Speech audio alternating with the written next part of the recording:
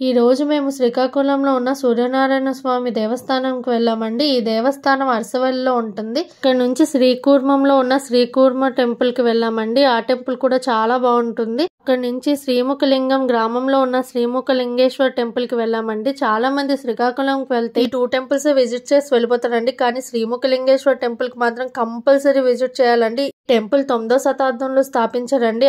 ఇన్ని సంవత్సరాలైనా సరే చెక్కు చెదరకుండా టెంపుల్ ఆర్కిటెక్చర్ మాత్రం చాలా బాగుంటుంది. మీరు కంపల్సరీ విజిట్ చేయాలి. టెంపుల్లో శివలింగం ముఖ ఆకారంలో ఉంటుంది. అందుకే శ్రీముఖలింగం అని అంటారు. 1 తక్కువ కోటి లింగాలు ఈ ఊరు చుట్టుపక్కల ఉంటాయని అంటూ ఉంటారు. చుట్టూ ఉన్న శివలింగాలు దేవతలు స్థాపించారు అని చెప్పి అక్కడ చరిత్ర చెప్తుందండి. ఈ ఆలయాన్ని దక్షిణ కాశీ అని కూడా అంటారు. ఈ టెంపుల్ మీకు శ్రీకాకుళం నుంచి 48 కిలోమీటర్లు దూరం ఉంటుందండి. గంటన్నరలో మీరు చేరుకుంటారు. సో శ్రీకాకుళం వెళ్తే కంపల్సరీ ఈ టెంపుల్ విజిట్ చేయడం మాత్రం మర్చిపోకండి. Thank you.